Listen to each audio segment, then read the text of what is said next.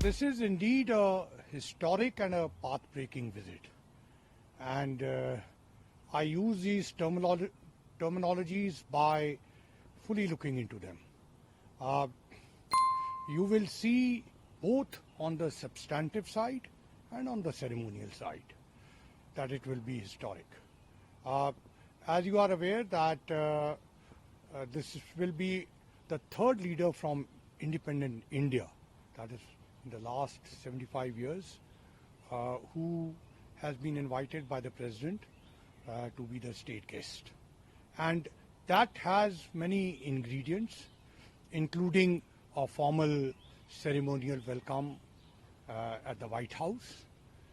Then there will be, of course, the formal talks, and there will be a formal ceremonial dinner where you will see the top of the cream of United States attending. We have often seen, in fact, editorials are written on them subsequently. Then there is the ceremonial lunch hosted by the Vice President and Secretary of State.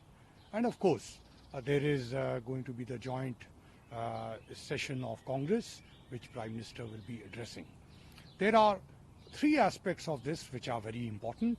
One, you will see the personal chemistry reflected in a number of interactions. In fact, this visit will show perhaps the maximum interaction between Prime Minister and President of the United States.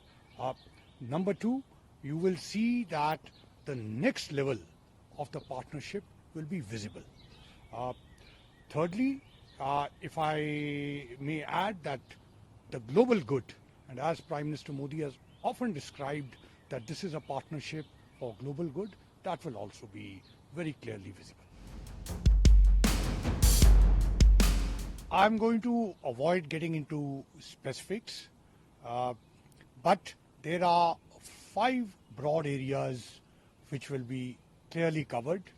One, of course, is defense and strategic cooperation, which will be adequately reflected. Second is healthcare partnership and different aspects of that. We have just gone through the COVID, and we can see that there is much more collaboration on affordable healthcare and affordable vaccines, medicines, etc. Third will be technology, and that is correlated with digital, startup, innovation, all interlinked. Fourth will be environment, energy, renewables. And finally, knowledge and education partnership.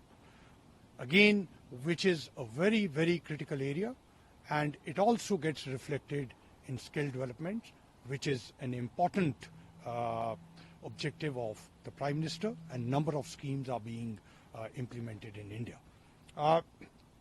As far as these areas are concerned, I think important ingredients on the base are that they are all people-oriented and development-oriented.